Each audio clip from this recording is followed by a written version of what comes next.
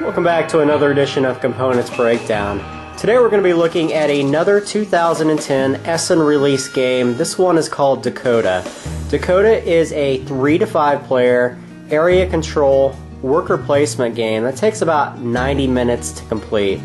The setting and theme within Dakota take place in the American West, in which there are two factions vying for control of the territories within the game board. The first faction is the settlers, and the second faction is the Native Americans. Now, the unique thing about Dakota is the fact that it allows for an uneven amount of players on either one of the factions. So it's very possible to have a 5-player game with only one faction picking the settlers and the other 4 picking the Native Americans. And the game still functions properly. So let's go ahead and open up the box and take a look inside. Before we get started, I did want to mention that there is a black plastic molded insert that comes with the game. And if you're interested in seeing that, you can look on Board Game Geek. There's several pictures of that insert that people have taken photos of. However, I've taken it out and used my own storage device for the fact that there's a lot of components and there's not a whole lot of room to store all these things. And I typically do not like using black or clear plastic baggies, so I've used Plano boxes once again. Inside here you're going to find a full-color 16-page rulebook. It's very well written. All the areas that you see here in dark are examples of gameplay, and they've gone through here and given examples for almost all of the 7 phases within the game. There is a huge map, and we'll get to this in just a moment. There are some player sheets that are screens basically for the players. Now please note on mine, we have not used these. We've used in other games screens for the fact that they did not score them on the back, as you see there. So you're going to have to fold them yourselves, and I'm kind of a stickler, so I wanted to wait until I got a hold of a scoring machine at work where I could do that. There are several reference sheets for each of the players. They give you all the buildings that you can build, as well as your resource token to wealth ratio of exchanging specific things in the post. Now, they're double-sided. One side represents the settlers, and the other side represents the Native Americans, should you use that faction. There are several different tokens for each of the players. There's 5 player colors, and they have horses and little people tokens, as well as a scoring marker that you see right there. There's also 2 kinds of faction tokens for the neutral characters, the settler and the American Indian neutral characters. There are stands that you can use if you so wish to. However, we do not use these. They're simply placed on your board with the buildings that you have built thus far. And then I use a Plano box for all my sorting. They have buildings in here, the totems, the first player marker, all the different tokens in the game, and the coinage that you'll see there. So let's go ahead and set up a 3-player game and show you a typical turn and how a round works. I've gone ahead and set up a 3-player game, and what I'm going to do here is go ahead and show everybody the setup of the game as I explain the components to everyone. Please mind you, this is a 3-player game, so the rules will change for a 4 and a 5-player game. The very first thing that's going to happen in the game is that each of the players is going to take one of these tokens that you see here to the left of their player sheets. It's a double-sided token that simply has a settler icon and a Native American side icon on it. Each player is going to put this in their hand and choose which side they wish to play. And then at the same time they reveal which side they wish to play. It doesn't matter how many players play which side, as long as there's at least one player from each side. If there's a tie and every player picks one faction, you have to redo it until there's at least one faction. The game balances itself out by these neutral meeples that you see here. There's Native American neutral meeples, and then there's settler neutral meeples that can be placed onto the board as the game progresses. How I've set up the game is I've had 2 Native Americans and 1 settler player. The number of neutral meeples that are set out here is dependent upon how many players are playing the game and how many from each faction. So there are 4 Native Americans and 7 settlers, because there's more Native American real players in the game than there are settlers. Very easy to understand. There's a table in the game that will explain that to you and how it sets up. One player will be designated as the first player that you see there with that large cardboard icon. And then each player will start off with 3 of these different people that they will be able to place on the board. And they simply start on their reference sheet or their character sheet. Each player will also start off with 3 Other are additionals plus 2 horsemen, which will come into the game later as the game progresses. Just note that you only start with 3 each, no matter how many number of players are participating. Looking at the game board, it can be a little bit daunting the first time you see it. There's a lot of stuff going on, but it's actually very simple to understand. The game board is broken into 5 different regions. There are mountains across the top row, followed by forest, and then the plains, the river, and the prairies at the bottom. Each of these has a different number of territories within them. You see the forests have 5 and the mountains only have 4.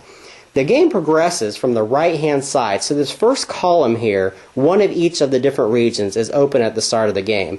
There can be additional regions that will open up the game depending upon the number of players. In a 3-player game, only one region or one additional region will be open up. That is determined by these little placards here that you see, and they're all shuffled up at the beginning of the game, and then one is picked by the first person that's in the game, or the first player. Randomly, he turns it over, and that region will be open. Once that is done, these are never used again other than to block any regions to the left. So everything to the left of these icons you see here cannot be used in this round of the game. Very simple to understand. Now, each of these different regions has territories in them. This is a territory right here. A territory is broken into a couple different things. At the top that you see right there is one set of resources. It's called the top row.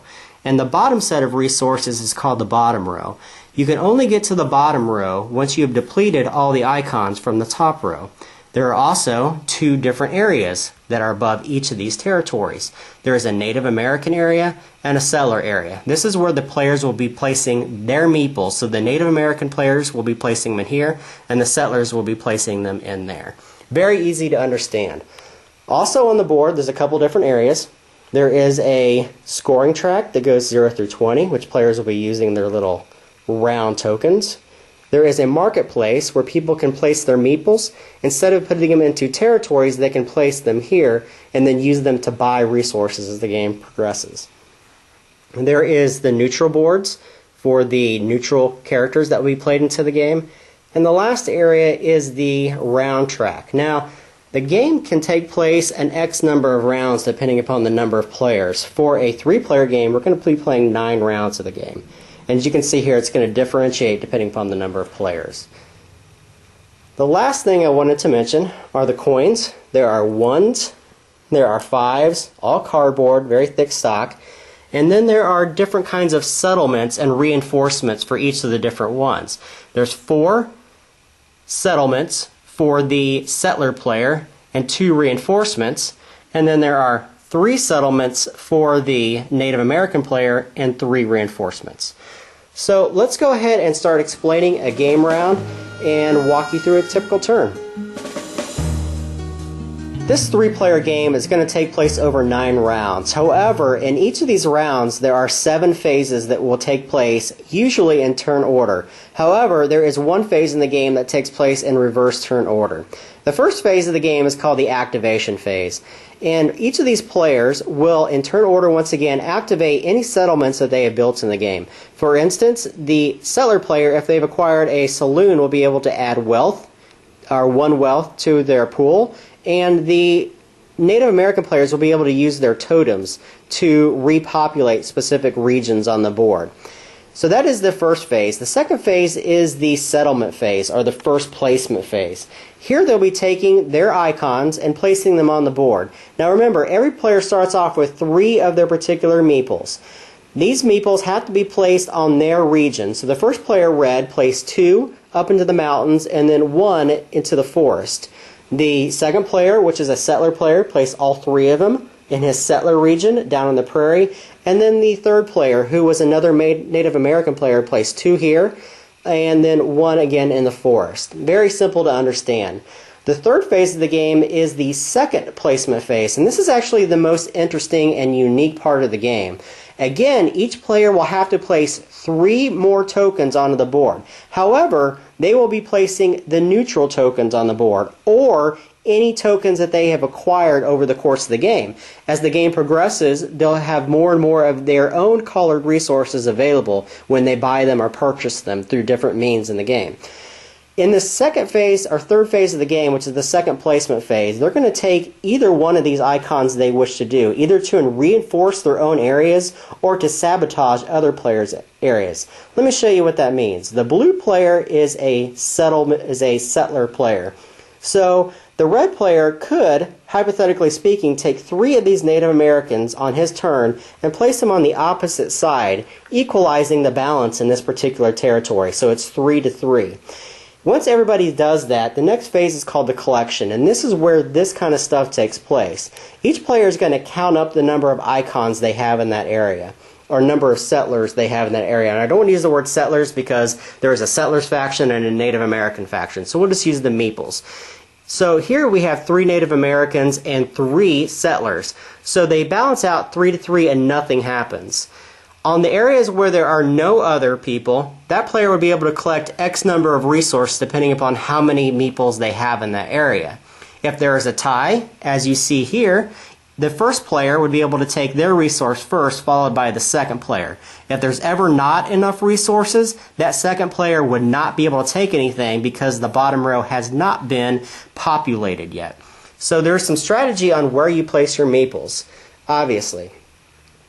Now, if there is a shift in balance, as you see here, say this was the scenario and there was 3-2. The settlers would have won, and they would be able to take 3 different tokens down here from the bottom. So there's some strategy in that part of the game on where you wish to place your meeples and how you wish to place them and how many. The 5th phase of the game is the market phase. During those first 2 placements, players could place their meeples in this area. And if they do so, they're allowed to buy settlements and resources. Now, each of these different kinds of icons have dollar values to them. And they can buy these at an X number of wealth or money points in the game.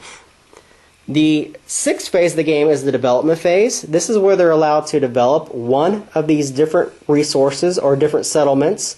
All of them have different benefits.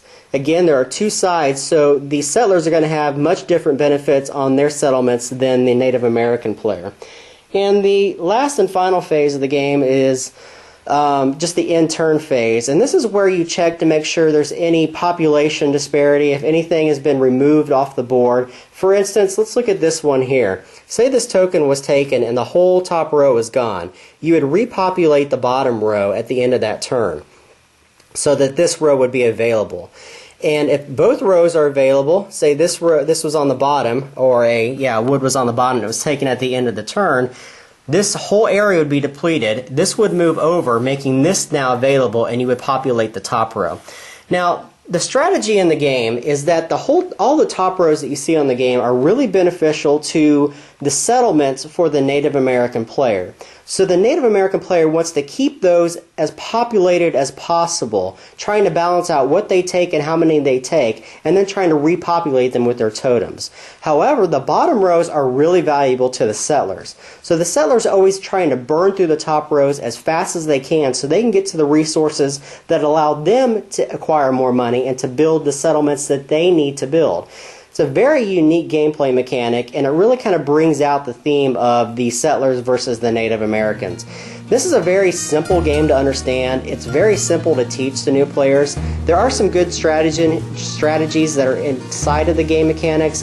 It's not real deep though. Once you understand the strategy, most of the players are going to be able to block out other players or learn how to manipulate the board in their favor.